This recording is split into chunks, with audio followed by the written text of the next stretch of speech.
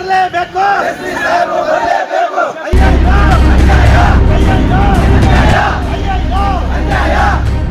ಹೀಗೆ ಬಾಲಕಿಯ ಫ್ಲೆಕ್ಸ್ ಹಿಡಿದು ನ್ಯಾಯಕ್ಕಾಗಿ ಆಗ್ರಹಿಸುತ್ತಿರುವ ಗ್ರಾಮಸ್ಥರ ಪ್ರತಿಭಟನೆ ಹಿಂದೆ ಒಂದು ಕ್ರೈಮ್ ಸ್ಟೋರಿ ಅಡಗಿದೆ. ಅದೇನೆಂದ್ರೆ, ಶಿವಮೊಗ್ಗ ಜಿಲ್ಲೆಯ ಶಿಕಾರಿಪುರ ಪಟ್ಟಣ ವ್ಯಾಪ್ತಿಯಲ್ಲಿರುವ ಪಿಜಿಯಲ್ಲಿ ಅಪ್ರಾಪ್ತ ವಯಸ್ಕ ಬಾಲಕಿ ನೇಣಿಗೆ ಶರಣಾಗಿದ್ದ ಘಟನೆ ನಡೆದಿತ್ತು. ಈ ಬಗ್ಗೆ ಜುಲೈ 3, 2026ರಂದು ಮಗಳು ಕಾಣಿಸುತ್ತಿಲ್ಲ ಅಂತ ಅಪ್ರಾಪ್ತ ಬಾಲಕಿ ತಂದೆ ಶಿಕಾರಿಪುರ ಗ್ರಾಮಾಂತರ ಪೊಲೀಸ್ ಠಾಣೆಯಲ್ಲಿ ದೂರು ದಾಖಲಿಸುತ್ತಾರೆ. ದೂರು ದಾಖಲಿಸಿಕೊಂಡಿದ್ದ ಪೊಲೀಸರು ಮಿಸ್ಸಿಂಗ್ ಅಂದ್ರೆ ನಾಪತ್ತೆ ಕೇಸ್ ದಾಖಲಿಸಿಕೊಂಡು ವಿಚಾರಣೆಗಾಗಿ ಬಾಲಕಿ ಇದ್ದ ಪಿಜಿ ಬಳಿ ಹೋಗಿದ್ದಾರೆ. ವಿಚಾರಣೆಗೆ ತೆರಳಿದ್ದ ವೇಳೆ ಅಪ್ರಾಪ್ತ ವಯಸ್ಕ ಬಾಲಕಿ ಮೇ 18, 2025ರಂದು ಪಿಜಿಯಲ್ಲಿ ಆತ್ಮಹತ್ಯೆ ಮಾಡಿಕೊಂಡಿರುವ ಅಂಶ ಪೊಲೀಸರಿಗೆ ಸಿಕ್ಕಿದೆ. ಬಾಲಕಿಯ ಆತ್ಮಹತ್ಯೆಗೆ ಕಾರಣ ಹುಡುಕೊಂಡು ಪೊಲೀಸರು ಬಾಲಕಿಯ ಫೋನ್ ನಂಬರ್ ಹಿಂದೆ ಬೀಳುತ್ತಾರೆ. ಬಾಲಕಿಯ ಫೋನ್ ಕಾಲ್ ಚೆಕ್ ಮಾಡಿದ ಪೊಲೀಸರಿಗೆ ಕಳೆದ 1 ವರ್ಷದಿಂದ ಅಪ್ರಾಪ್ತ ವಯಸ್ಕ ಬಾಲಕಿ ಫೋನ್ ನಂಬರ್ ಯೂಸ್ ಆಗಿಲ್ಲ ಅನ್ನೋದು ಗೊತ್ತಾಗಿದೆ. ಅಲ್ಲದೆ ಬಾಲಕಿ ಮಾಡಿದ ಕೊನೆ ಫೋನ್ ಕಾಲ್ ರಂಜಿತಾ ಎನ್ನುವರಿಗೆ ಹೋಗಿದೆ ಅನ್ನೋ ಮಾಹಿತಿ ಸಿಕ್ಕಿದೆ. ಫೋನ್ ಕಾಲ್ ಆಧಾರದ ಮೇಲೆ ಪೊಲೀಸರು ರಂಜಿತಾ ಎಂಬುವರನ್ನ ಪತ್ತೆ ಹಚ್ಚಿ ವಿಚಾರಣೆ ನಡೆಸಿದಾಗ ಪಿಜಿ ಮಾಲಕ ಸೌಭಾಗ್ಯ ಅವರ ಪತಿ ಗಂಗಾನಾಯ್ಕ ಜೊತೆಗೆ ಪೀರನಾಯ್ಕ ಈ 4 ಜನ ಸೇರ್ಕೊಂಡು ಆತ್ಮಹತ್ಯೆ ಮಾಡಿಕೊಂಡ ಬಾಲಿಕೆಯ ಶವವನ್ನು ಸೂಟ್ ಕೇಸ್ನಲ್ಲಿ ಮುಚ್ಚಿ ಉತ್ತರ ಕನ್ನಡ ಜಿಲ್ಲೆ ಸಿದ್ದಾಪುರ ಬಳಿ ಮಾವಿನಗುಂಡಿಯಲ್ಲಿ ಎಸೆದಿದ್ದಾರೆ ಅಂತ ಆರೋಪಿ ರಂಜಿತಾ ಪೊಲೀಸರ ಮುಂದೆ ಬಾಯ್ಬಿಟ್ಟಿದ್ದಾರೆ. ಆರೋಪಿ ರಂಜಿತಾ ಹೇಳಿದ ಮಾಹಿತಿ ಪ್ರಕಾರ ಮಾವಿನಗುಂಡಿಯಲ್ಲಿ ಬಾಲಿಕೆಯ ಶವವನ್ನು ಪತ್ತೆ ಮಾಡಿ ಪೊಲೀಸರು ಶವದ ಅವಶೇಷಗಳನ್ನ ಎಫ್ಎಸ್ಎಲ್ಗೆ ರವಾನೆ ಮಾಡಿದ್ದಾರೆ. ಇನ್ನು ಬಾಲಕಿ ಆತ್ಮಹತ್ಯೆ ಮಾಡಿಕೊಳ್ಳಲು ಕಾರಣ ಏನು ಅಂತ ನೋಡೋದಾದ್ರೆ, 8ನೇ ತರಗತಿ ಓದುತ್ತಾ ತಾಯಿ ಇಲ್ಲದ ಅಪ್ರಾಪ್ತ ವಯಸ್ಕ ಬಾಲಕಿ ತಂದೆ ಬಳಿ ಇರಲಾಗದೆ ಕೆಲಸಕ್ಕಾಗಿ ಪಿಜಿಗೆ ಸೇರ್ಕೊಳ್ತಾಳೆ. ಕೆಲಸ ಮಾಡ್ಕೊಂಡಿದ್ದ ಬಾಲಕಿಯನ್ನ ಪಿಜಿ ಮಾಲಕಿ ಸೌಭಾಗ್ಯ ತನ್ನ ಸ್ವಂತ ಮಗಳಂತ ಸಾಕಿದ್ರು. ಸೌಭಾಗ್ಯ ಮತ್ತು ರಂಜಿತಾ ಇಬ್ರು ಸ್ನೇಹಿತರು. ಇವರಿಬ್ಬರ ಬಗ್ಗೆ ಒಬ್ಬರ ಮೇಲೆ ಒಬ್ಬರಿಗೆ ಮೃತ ಬಾಲಕಿಯ ಬಗ್ಗೆ ಚಾಡಿ ಹೇಳ್ತಿದ್ರಂತೆ. ಈ ಬಗ್ಗೆ ರಂಜಿತಾ ಪಿಜಿ ಬಳಿ ಇರುವ ಪಾರ್ಲರ್ ಒಂದರಲ್ಲಿ ಒಬ್ಬರ ಬಳಿ ಚಾಡಿ ಹೇಳಿ ಮರ್ಯಾದೆ ತೆಗಿತೀಯ ಅಂತ ಬಾಲಿಕೆಯನ್ನು ಬೆದರಿಸಿ ಹಲ್ಲೆ ಮಾಡಿ ಚಾಡಿ ಹೇಳಿದಂತೆ ತಾಕೀತು ಮಾಡಿದ್ದಾರೆ. ಇದರಿಂದ ಬೇಸತ್ತ ಅಪ್ರಾಪ್ತ ವಯಸ್ಕ ಬಾಲಕಿ ಪಿಜಿಗೆ ತೆರಳಿ ನೇಣು ಹಾಕಿಕೊಂಡು ಆತ್ಮಹತ್ಯೆ ಮಾಡಿಕೊಂಡಿದ್ದಾಳೆ.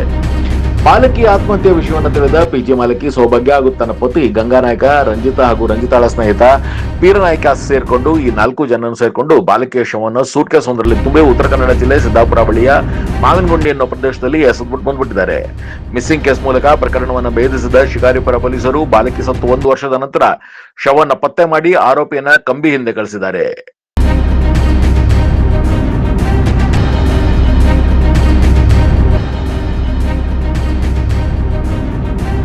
ಈ ಬಗ್ಗೆ ಶಿವಮೊಗ್ಗ ಜಿಲ್ಲಾ ರಕ್ಷಣಾಧಿಕಾರಿ ನಿಖಿಲ್ ಬಿ ಅವರು ಮಾಹಿತಿ ನೀಡಿದ್ದು, ಒಂದು ಸಣ್ಣ ಬ್ರೇಕ್ ನಂತರ ಎಸ್ಪಿ ನಿಖಿಲ್ ಏನ್ ಹೇಳಿದ್ರು ಕೇಳೋಣ ಬನ್ನಿ.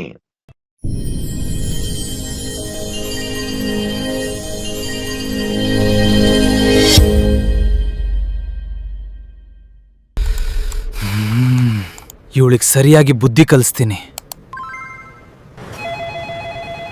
ನನ್ನ ಫೋಟೋನ ಎಡಿಟ್ ಮಾಡಿ ಶೇರ್ ಮಾಡಿದ್ದಾರೆ.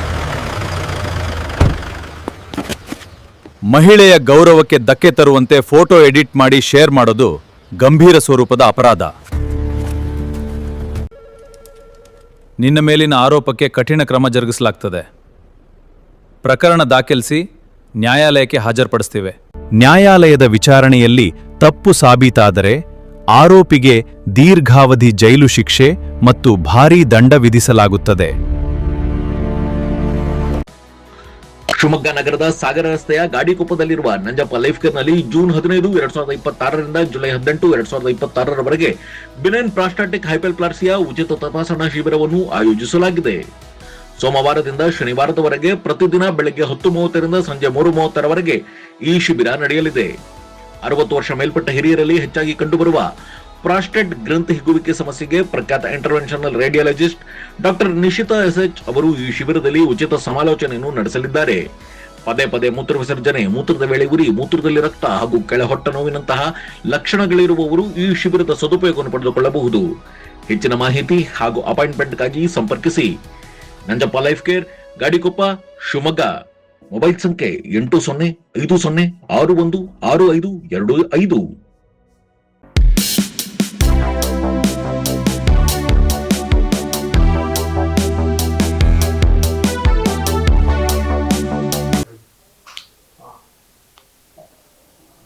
ಓಕೆ, ರೆಡಿನಾ? ಓಕೆ. ಶಿಕಾರಿಪುರ ನಗರ ವ್ಯಾಪ್ತಿಯಲ್ಲಿ ಒಂದು ಮಿಸ್ಸಿಂಗ್ ಪ್ರಕರಣ 3ನೇ ತಾರೀಕು ಜುಲೈ ತಿಂಗಳಲ್ಲಿ ರಿಜಿಸ್ಟರ್ ಆಗುತ್ತೆ. ಸುಮಾರು 16.5 ವರ್ಷ. ಅವಳು ಹೋದ ವರ್ಷ 18/6/2025ಕ್ಕೆ ಮಿಸ್ಸಿಂಗ್ ಆಗಿದ್ದಾಳೆ ಅಂತ ಅವ್ರ ತಂದೆಯವರು ಬಂದು ಒಂದು ಕಂಪ್ಲೇಂಟ್ ಕೊಡ್ತಾರೆ. ಈ ತಿಂಗಳು ಜುಲೈ 3ಕ್ಕೆ ಅವ್ರ ತಂದೆಯವರು ಬಂದು ನಮಗೆ ಒಂದು ಕಂಪ್ಲೇಂಟನ್ನು ಕೊಡ್ತಾರೆ. ಆ ಕೇಸಲ್ಲಿ ನಾವು ನಮ್ಮ ಇನ್ವೆಸ್ಟಿಗೇಷನ್ನ ಮುಂದುವರಿಸಿದಾಗ ಈ ಹೆಣ್ಮಗು, ಈ ಅಪ್ರಾಪ್ತೆ ಬಾಲಕಿ, ಅದೇ ದಿನ 18/6/2025 ಅಲ್ಲೊಂದು ಯಾವ PGಯಲ್ಲಿ ಇರ್ತಾ ಇತ್ತು ಆ PGಯಲ್ಲೇನೆ ನೇಣಿಗೆ ಶರಣಾಗಿರ್ತಾಳೆ ಅವಳು. ಈ ವಿಚಾರವನ್ನ ಅವರು ಯಾರಿಗೂ ತಿಳಿಸ್ತೇನೆ ಒಂದು 4 ಜನ, ಮೊದಲನೇದಾಗಿ PG ಓನರ್ ಆದಂಥ ಸೌಭಾಗ್ಯ, ಎರಡನೇದು ಗಂಗಾನಾಯಕ್, ಮೂರನೇದು ರಂಜಿತಾ, ನಾಲ್ಕನೇದು ಪೀರ್ಯ ನಾಯಕ್ ಅಂತ. ಈ 4 ಜನ ಸೇರಿ ಆ ಬಾಡಿಯನ್ನ ಅವರು ಡಿಸ್ಪೋಸ್ ಮಾಡ್ತಾರೆ.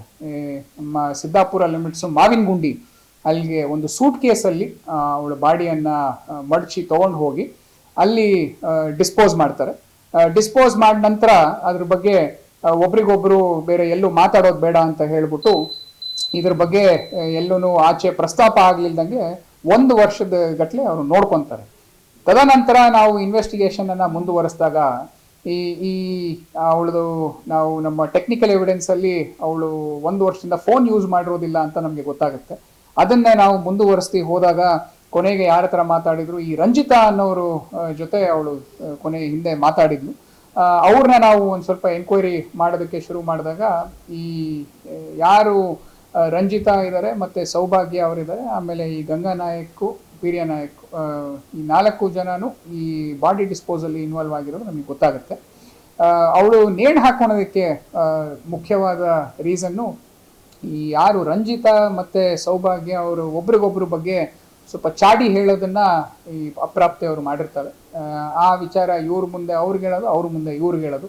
ಇದನ್ನ ಪ್ರಶ್ನೆ ಮಾಡೋದಕ್ಕೆ ಈ 3 ಜನ, ಸೌಭಾಗ್ಯ, ಆಮೇಲೆ ಗಂಗಾನಾಯಕ್ ಮತ್ತು ರಂಜಿತಾ, 3 ಜನ ಇದ್ರ ಬಗ್ಗೆ ಅವಳಿಗೆ ಕೆಳಗಡೆ PG ಕೆಳಗೆ ಇರುವಂತಹ ಒಂದು ಸಲೂನಲ್ಲೇನೆ, ಒಂದು ಬ್ಯೂಟಿ ಪಾರ್ಲರಲ್ಲೇನೆ ಅವಳಿಗೆ ತಾಕೀತ್ ಮಾಡ್ತಾರೆ, ಯಾಕೆ ಈ ಥರ ಮಾಡಿದ್ಯಾ ಅಂತ ಹೇಳಿ. ಅಲ್ಲಿ ಒಂದು ಮಾತಿನ ಚಕಮಕಿ ಕೂಡ ಆಗುತ್ತೆ, ಅಲ್ಲಿ ಒಂದು ಅಸಾಲ್ಟ್ ಕೂಡ ಆಗುತ್ತೆ ಅವಳ ಮೇಲೆ. ಈ ಥರ ನೀನು ಎಲ್ಲ ಸುಳ್ಳು ಹೇಳ್ತಾ ಇದೆಯಾ, ನಮ್ಮ ಮರ್ಯಾದೆ ತೆಗಿತಾ ಇದೆಯಾ ಅಂತ ಗಂಗಾನಾಯಕ್, ಸೌಭಾಗ್ಯ, ರಂಜಿತಾ 3 ಜನ ಅವ್ರ ಮೇಲೆ ಒಂದು ಸ್ವಲ್ಪ ಗಟ್ಟಿಯಾಗಿ ಮಾತಾಡಿ ಅವ್ರಿಗೆ ಬೇಜಾರಾಗ್ಬಿಟ್ಟು ಅವಳು ಇಮಿಡಿಯೇಟ್ ಆಗಿ ಮೇಲೆ ಹೋಗಿ ನೇಣಿಗೆ ಶರಣ ಹಾಕ್ತಾಳೆ.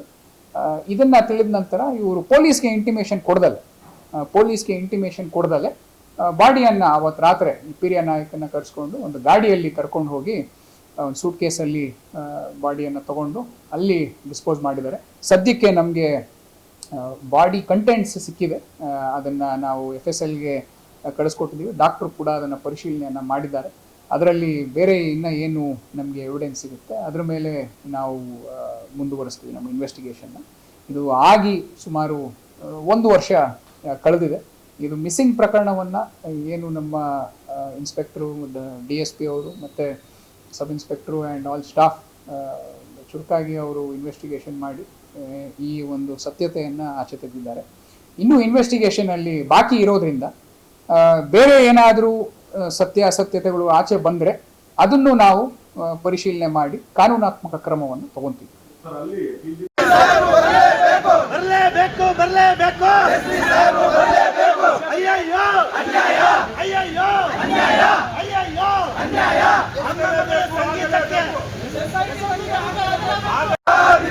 बोलो भारत माता की जय, बोलो भारत माता की जय. ಟಿವಿ ನಡೆಸಲು ಅವಕಾಶ ಕೊಟ್ಟ ಅಧಿಕಾರಿಗಳಿಗೆ ಧಿಕ್ಕಾರ. ಅಕ್ರಮವನ್ನು ಇತ್ತ ಶಿಕಾರಿಪುರದ ತಾಲೂಕು ಆಡಳಿತ ಕೇಂದ್ರದ ಬಳಿ ಗ್ರಾಮಸ್ಥರು ಮತ್ತು ಬಂಜಾರ ಸಮುದಾಯದವರು ಬಾಲಕಿ ಸಾವಿನ ಪ್ರಕರಣವನ್ನ SITಗೆ ವಹಿಸುವಂತೆ ಆಗ್ರಹಿಸಿ ಪ್ರತಿಭಟನೆ ನಡೆಸಿದ್ದಾರೆ. News desk, Shivamogga news bureau. ಅಪರಾಧಿಗಳಿಗೆ ಸ್ಟೇಷನಲ್ಲೇ ಫೋನನ್ನು ಮಾತಾಡಲು ಫೋನನ್ನು ಕೊಟ್ಟ ಅವರಿಗೆ